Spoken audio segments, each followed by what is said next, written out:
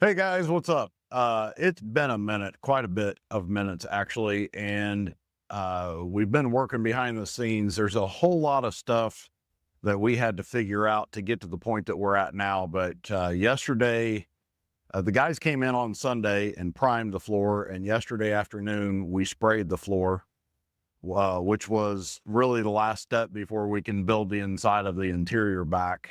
We've got to get some walls in place so that we can start running wiring. Once we've got the wiring goes up into the roof, almost all of it. There's a little bit that goes in the belly, but not much. So we had to get the walls in place behind the camera here, at least one side of it, so we could get the wires to go up in the ceiling. Once everything's in the roof structure, we can get cabinets placed, and once the cabinets are placed, then we can run the plumbing. Once the plumbing's run underneath and wires are on top, then we can button this thing up. So there's been a lot of just crazy step-by-step detailed prep work that we had to get done. We've been super busy in the shop, so that pulled us away from this for a couple of weeks. We had a big fleet customer come in, so there have been some delays here and there, but nothing crazy. And Jordan and I have been talking a ton through this just so we can understand where the process is. The outside of this thing, I wanted to spray the floor because the floor is part of the process that I wanted to get straight for the outside. We had a meeting here in Indianapolis. There was the liner group that we're a part of that sprays bed liners. We all met on a Friday a couple of weeks ago, and we all put our heads together. We're developing a new process here in our shop, and the guys that are part of that group are helping us out. But basically, where we're at is when we spray polyurea, there's a whole lot of different polyureas in the world, and understanding what they do is an integral part of understanding how to apply it and how to make it applicable for camper work. And let's face it, nobody's taken a camper, at least nobody that anybody in our group knows about, nobody that I've ever seen. If somebody's done this, give me a call or reach out, because if you've got some experience that I don't have, that'd be great. But what we're trying to do here is essentially rebuild a camper so that if something happens, the camper itself isn't destroyed, which waterproofing the floor would be step one in that process. I'm setting at the back side of the camper. There's two slides, one on either side. The slide exterior walls have been sprayed. We're getting ready to do the exterior, the face of the slides, which brings me to this and some of the stuff that we've been testing and working on. That was loud. Oh, it was one of the boards because we're shaking. The reason that polyurea in the wild, if you look at a bed liner, if you look at our camper, the reason that there is a texture to it is because we're trying to hide the overspray. The overspray, when we apply this stuff, is inevitable.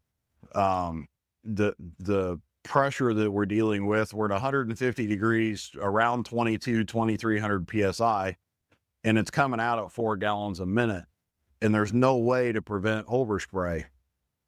When I'm using the aliphatic in small areas, or the pure poly that's on the floor in small areas you can do it because you pass it and boom, it's smooth. But when you get into the size of a camper, the floor, or even the roof, we add texture to it to eliminate the areas between the smooth and the overspray. We basically just give the whole thing a coat of overspray.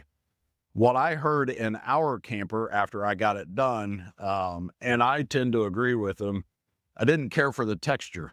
It was our first one, and I was still new to the world, or to the polyurea world, I should say. And I guess just having overspray was it's always been accepted.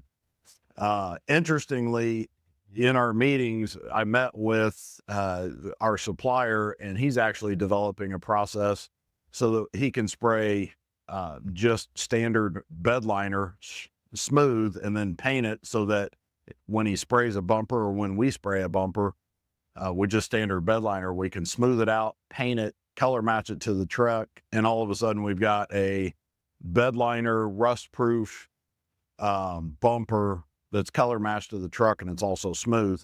It was funny that I found out he was working on that at the same time that I'm working on taking the pure polyurea and making it smooth so that once we spray it, we can smooth it out, and then we can go back and prime it, smooth the primer, and then we can top coat it with paint. That's what this test panel, there's a ton of these things, but that's what's been done here. This is just Rust-Oleum paint, so I didn't need to paint it with the high-end stuff, but this is the same stuff that's on the floor, the same stuff that's going to go on the outside. It's been sprayed, prepped, sprayed, and then sanded smooth. And then once it's sanded smooth, I went back and I top coated it. And we used black just because it's going to show up everything. This has still got some surface scratches in it. I knew that was going to happen, but basically when we get to the point now that we've developed the process, we can spray it, sand it, prime it, sand it, and then finally top coat it with automotive grade paint. And we're going to end up with a smooth exterior. Those steps and those processes I wanted to get done before we spray this floor. The floor is going to get covered up. The only reason that we sprayed the floor was to bring everything together, to make it waterproof.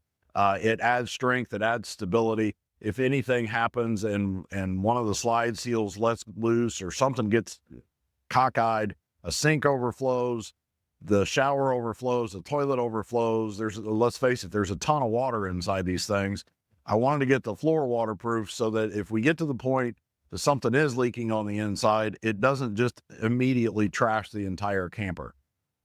So we've used the floor as a bit of an experiment, just in process to understand how this stuff's going to lay out and how we can get it smooth. Now that we know that, we can get back jamming. The walls are going to start going in today. The walls will go on top of the poly. They get glued down onto the floor. They'll get glued and screwed along the walls and the ceiling.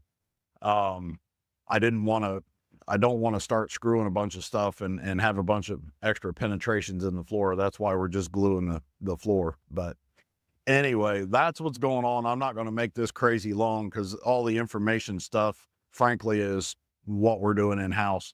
The rest of it is, how it's going to look and all that, I think is how you guys want to see this thing. But anyway, we're done with the floor. We're going to start spraying slide exterior, and we're going to start building walls. So you're going to start seeing some more updates from us. Sorry it's been so long. It's just, like I said, it's been super hectic in here. We had to get through all of this process. It's just been a lot of tests and just back and forth to understand how to make this process work. So if you have any questions, reach out to us, but that's what's going on. Quick update video. We're going to shut this thing off and get the shop back going because everybody's waiting on me to stop rambling. So that's all we've got. Thanks for now. Later.